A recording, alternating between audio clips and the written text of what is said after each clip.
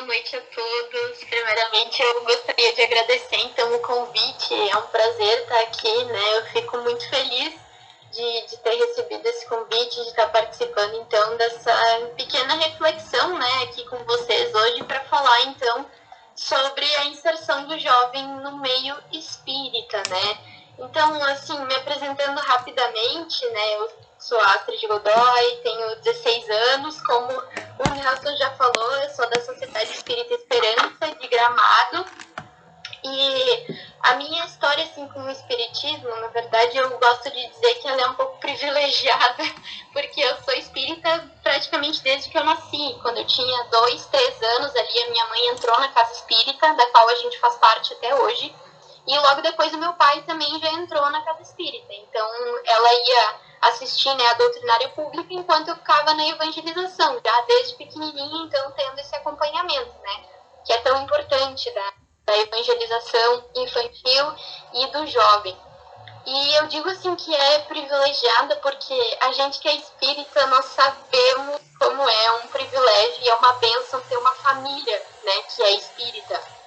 Todo mundo irmanado com o mesmo pensamento direcionado para o mesmo lugar, porque, poxa, todo dia lá a gente tenta dar o nosso melhor, nos melhorar, realizar nossa reforma íntima, tentar ser um bom espírita, né, que nem tá lá no ser perfeito, lá, já que a gente ainda não consegue ser um homem de bem, né, pelo menos a gente tenta ser um bom espírita na medida do possível, e isso fica muito mais fácil quando a gente tem esse apoio da família, né, se até já é difícil em ambiente de trabalho e com amigos que não são espíritas, imagina dentro da família. Tenho certeza que muitos de vocês já devem ter passado por isso ou ainda passam de ser minoria espírita.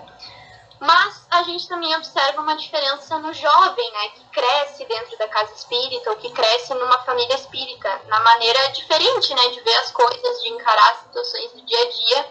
E isso então vem ao encontro desse assunto, né, da inserção do jovem no meio espírita, do porquê que isso é tão importante. E ultimamente, nesses últimos tempos, nós temos visto assim que cada vez mais os palestrantes, os facilitadores de estudo, os evangelizadores vêm falando mais sobre isso, né? Sobre inserir o jovem, né, para que ele participe ativamente dos trabalhos na casa, como inserir o jovem no movimento espírita. Mas eu sempre gosto de dizer assim que antes de a gente entender como inserir o jovem no meio espírita, no movimento espírita, é importante que a gente entenda o que é, né, o movimento espírita. Então eu peguei lá do site da FEB, né, a frasezinha, deixa eu ler aqui. Movimento espírita é o conjunto das atividades que tem por objetivo estudar, divulgar e praticar a doutrina espírita. Então esses 3 fatores, né, esses 3 pilares que são tão importantes. Então como que a gente pode fazer para inserir o jovem nesses 3 assuntos, né? Tanto no estudo, quanto na divulgação, e quanto na prática da doutrina espírita. Então, começando assim pelo estudo, né?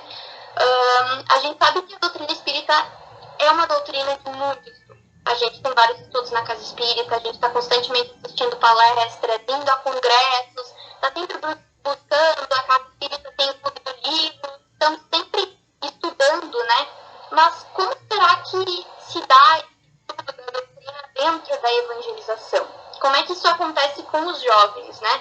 Porque normalmente, não digo que isso acontece em todas as casas espíritas, mas na maioria das vezes, quando a gente fala em evangelização de jovens, vem na nossa mente a questão assim da música, da arte, né? De falar sobre Jesus, falar sobre Deus.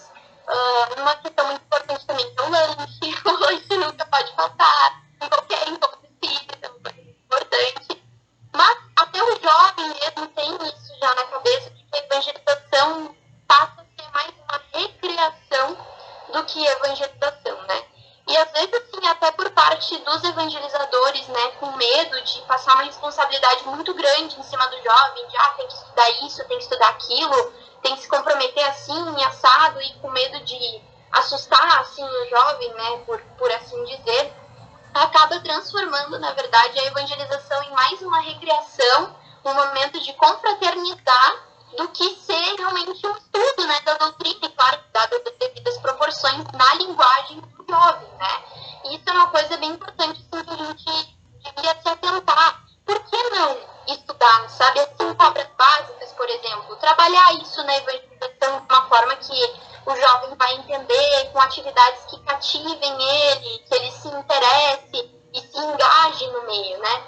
Isso a gente observa que em muitas casas espíritas não acontece isso, assim, estudar a doutrina propriamente dita mesmo, assim, o evangelho, estudar os livros, a gente tem todas as ferramentas, né? Tem ali um material.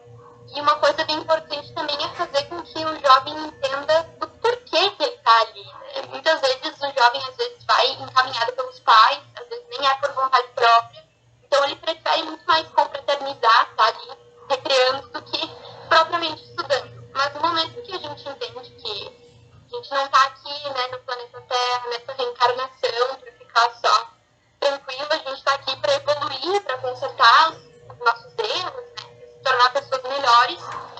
Aí a gente passa, então, a utilizar até esse momento da evangelização também como uma maneira de aprender mais. Então, em relação ao estudo, assim, acredito eu, na minha humilde opinião, e evidenciando também outras situações, em outras casas espíritas, em relação à evangelização, que falta, sim, chamar o jovem para o compromisso. Não de uma forma muito rígida, mas também que ele se comprometa, né, com a questão, assim, porque a gente vê muitos adultos na casa espírita falando, não, acho que a gente não pode trazer o jovem para dar palestra, ou para participar dos grupos de estudo, ou para ajudar em outras tarefas da casa, porque ainda não tem a mesma responsabilidade, ou não vai assumir o compromisso.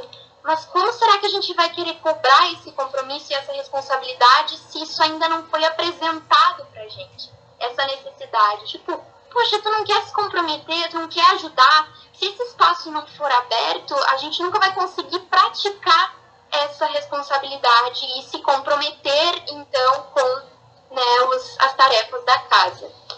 Aí entrando na questão da divulgação da doutrina espírita, né? Com a história da pandemia, a gente sabe que todo mundo acabou migrando para o mundo virtual, né? Para as ferramentas digitais. Quanto que a maioria das pessoas assim, mais experientes, dos adultos, estava ali, né, dando palestra e nos grupos de estudo, daquelas relações físicas, interações sociais, enquanto que o jovem estava um pouco mais focado ali no mundo virtual, né? Estava mais familiarizado com essas ferramentas digitais. E com a pandemia, o que aconteceu? Né? Todo mundo acabou migrando para as redes sociais, para os sites, para o YouTube, para o Facebook, para o Instagram. E a gente acabou tendo que dividir esse espaço, né? Quase que obrigatoriamente. Então, assim, canais no YouTube e perfis no Instagram e no Facebook, administrados por jovens que falavam sobre o espiritismo já há um bom tempo, passaram a ter mais visibilidade. E isso foi uma coisa muito boa, porque a gente viu mais jovens assim, se engajando e sendo representados por esses outros jovens que estavam aparecendo. E aí a gente vem com aquela questão assim de passar a trabalhar juntos, né? Porque, querendo ou não, existe assim não digo assim, talvez uma resistência ou um conflito, assim, um pequeno conflito entre os mais velhos e os mais novos, né? Sempre tem, porque a gente lida diariamente com a velha chaga ali do orgulho, né? Tanto da parte do jovem, tanto da parte do adulto, que muitas vezes as pessoas mais velhas, né, veem o jovem assim como uma pessoa inexperiente, né? Não tem conhecimento doutrinário ainda, ou não tem responsabilidade. E o jovem também não aceita que o adulto tem muitas vezes qualidade que ele não tem também. E acaba se revoltando com essa falta de espaço, né? Só que são coisas que os dois lados têm que ceder, né? A gente tem que parar com esse cabo de guerra, assim, de cada um puxando para um lado. Até porque o adulto tem uma coisa muito importante que a gente ainda não tem, que é a questão da maturidade emocional, né? Isso só vem com experiência de vida. Isso é uma coisa que o jovem ainda não tem. Mas a gente também esquece, né, que somos espíritos milenares. Então, nessa encarnação, nós estamos jovens ou estamos adultos. Então, muitas vezes, ali, aquela criança de 7 anos é um espírito muito mais antigo, né, do que uma pessoa ali de 30 e poucos anos. Mas isso não impede que os dois trabalhem juntos, porque os dois têm pontos fortes. Tem a questão da maturidade emocional, da experiência de vida do adulto, e a questão da energia, né, de correr atrás, de estar disposto, da disponibilidade ali do jovem. Então, assim, com essa vinda, essa migração para as redes sociais e para o mundo virtual, a gente está tendo que trabalhar juntos, né? Ter mais essa união, assim, isso é uma coisa que está sendo muito boa e que só a pandemia está conseguindo proporcionar para a gente, porque antes nós não víamos muito disso, assim, né? E outra também, a questão da divulgação da doutrina, nós sabemos que a melhor forma de fazer isso é colocando em prática, né? É dando exemplo lá no nosso dia a dia, essa melhor forma da gente divulgar. E aí a gente entra, então, nesse último pilar aí do movimento espírita, que seria a questão da prática, né? Como que a gente pode incentivar, então, o jovem a colocar em prática a doutrina espírita, colocar em prática aquilo que ele aprende na evangelização no dia a dia. Uma coisa que a gente observa muito é que não só o jovem, mas todos nós, a gente acaba, às vezes, agindo diferente, né? De como a gente age dentro da casa espírita e como a gente age lá no nosso dia a dia. Porque dentro da casa espírita a gente sempre brinca que todo mundo é um ser iluminado, né? Todo mundo se ama, todo mundo se adora. Aí pisa fora da casa espírita, daqui a pouco tá brigando no trânsito, ou tá se irritando muito fácil, bateu o dedinho lá na quina do móvel, já se irrita, já. Isso não pode acontecer, né? A gente tem que ter a mesma personalidade, tem que ser igual nos dois ambientes e utilizar aquilo que a gente aprende dentro da casa espírita, né, lá no nosso dia a dia, lá na nossa vida. Isso é uma coisa assim que o jovem passa por um conflito interno, né? Ainda mais que nessa idade, assim, é muito difícil porque a gente está tentando a gente quer muito ser aceito pelo meio em que a gente tá, pelos nossos amigos. Aí o que a gente faz? Se a gente vai lá numa festa, aí o pessoal tá bebendo, tá usando drogas, e no espiritismo a gente aprende que isso não é legal, que isso não tá certo, mas ao mesmo tempo a gente quer ser aceito por aquelas pessoas. E aí cadê o suporte, né? Cadê essa estrutura da gente permanecer fiel àquilo que a gente aprendeu ali na evangelização? Muitas vezes isso, às vezes, nem é abordado na evangelização. Tem questões que são muito importantes e que às vezes são colocadas como tabus. A gente precisava falar mais sobre isso, sobre essa questão assim do consumo da bebida alcoólica, das drogas, do sexo promíscuo, da questão da mediunidade também é uma questão bem importante, assim, que ainda mais na idade ali da infância e da juventude, a mediunidade está eclodindo, né? Isso é uma coisa que tinha que ser mais trabalhada com os jovens, o estudo da mediunidade, aprender a educar a mediunidade. E outra questão, assim, também existe muito uma coisa já que vem de outras reencarnações também, né? Essa questão ali da proibição, atavismos religiosos, né? De outras religiões, muito provavelmente a gente está na nossa primeira ou segunda reencarnação como espíritas, né? Porque a doutrina espírita é muito recente. Então a gente traz essa bagagem de outras reencarnações também sobre a questão de se fizer alguma coisa de errado, tu vai ser punido por isso, né? E até dentro da família, às vezes os pais tratam isso dessa forma. Poxa, tá errado, é proibido tu beber bebida alcoólica, é proibido tu usar drogas, é proibido isso e aquilo. A gente já tá num conflito interno e muitas vezes são colocadas essas barreiras, assim, da proibição. Falta mais a questão do diálogo. Nada é proibido, mas nem tudo convém, né? Nem tudo é correto. Não é proibido ali tu fazer coisas erradas, tu usar drogas ou beber bebida alcoólica. Proibido pela lei, a gente sabe que é, mas nas festas os adolescentes, os jovens têm acesso a isso. Só que precisa ser deixado claro que nada disso vai ser proibido, mas que sejam claras as consequências disso. Poxa, olha o débito espiritual, né, que aquele jovem vai estar criando para ele. Olha tudo aquilo que ele vai ter que resgatar numa outra reencarnação, todo o processo de novo, os espíritos, que tipo de espíritos ele vai estar atraindo.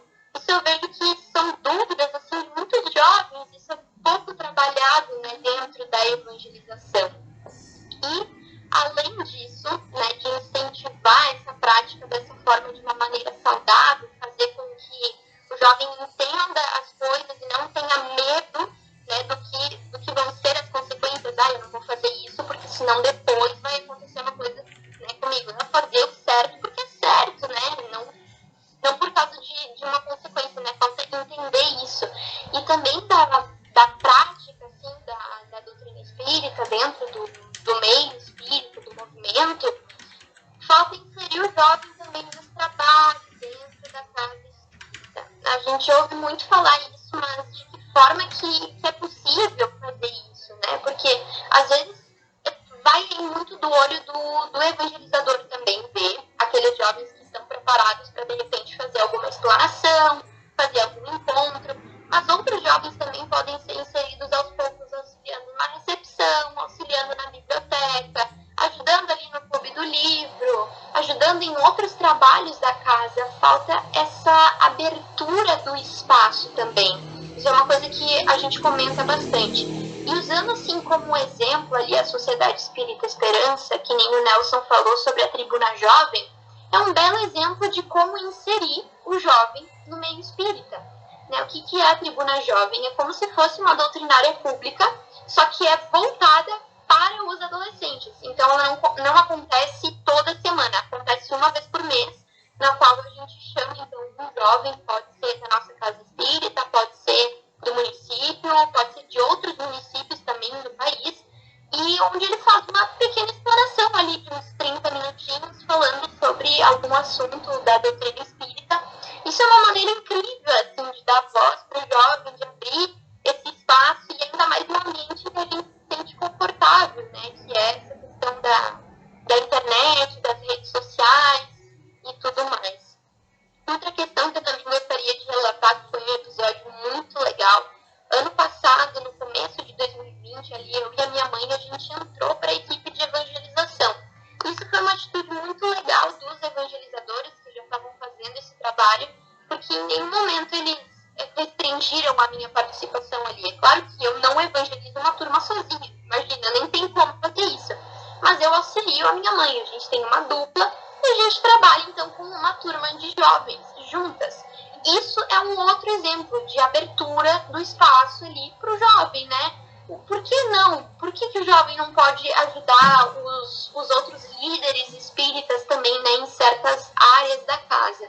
Isso também é outra coisa bem legal, assim, de ser falada. Então, acredito que a gente conseguiu dar alguns exemplos, né, desses 3 pilares, de como inserir o jovem nesses 3 pilares do movimento espírita.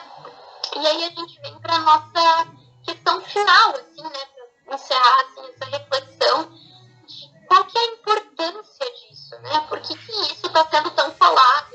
Por que o jovem não pode esperar até a sua idade adulta para ser inserido de fato nos trabalhos da casa, para dar palestras, para, né, estudar ali, participar dos grupos de estudos? Por que isso agora?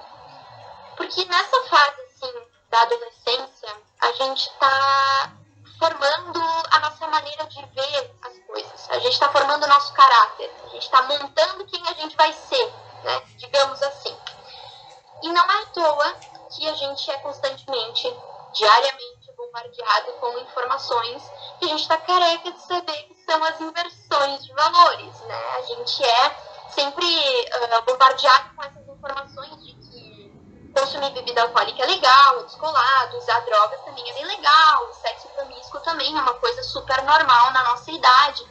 Só que a gente sabe que isso não tá certo. Mas a gente tem consciência de que isso é um trabalho, né, dos espíritos de baixa vibração, das falanges trevosas. Porque é muito mais fácil a gente se desviar do caminho do bem agora, enquanto a gente está se formando, né, do que quando a gente já for adulto. Então, pensa só, se a gente tem essa estrutura, se a gente está engajado, se a gente já está inserido nos trabalhos da casa espírita, vai ser muito mais difícil a gente sair do espiritismo.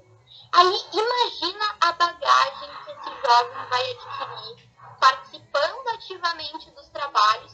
Que palestrante espírita que ele vai ser depois, que facilitador de estudos que ele vai ser depois, que bom exemplo ele vai ser para os outros jovens que vão estar trilhando este mesmo caminho, né? Então, não só falando dentro da casa espírita, né? Mas esse jovem que vai estar participando ali da evangelização, que vai estar recebendo esse apoio, essa estrutura, ele vai se tornar, quem sabe, o nosso futuro presidente, futuro líder de qualquer outro lugar na nossa sociedade. Então, o jovem, ele não é só o futuro da doutrina espírita, não só da casa espírita, mas do nosso planeta, né, do nosso planeta como um todo. Então, acredito que seja isso, né? Isso foi uma breve reflexão, assim, que foi bem interessante de fazer com vocês, é muito legal o Nelson ter me chamado também, ter essa abertura aqui do espaço para poder falar com vocês, porque a gente vê muitos adultos falando sobre isso, né? Muitos palestrantes falando sobre essa abertura do jovem, mas poucos jovens falando sobre o ponto de vista deles, né? De como eles gostariam de ser inseridos no meio. Tem muito isso da maioria das pessoas dentro do meio espírita, assim, ficarem um pouco receosos, né? De que vão espantar a gente por dar compromissos, jogar a responsabilidade em cima da gente, exigir esse compromisso, quando na verdade é isso que vai fazer com que a gente se encante pela doutrina, com que a gente permaneça firme, então, nesse caminho. É isso, muito obrigada pela atenção de vocês.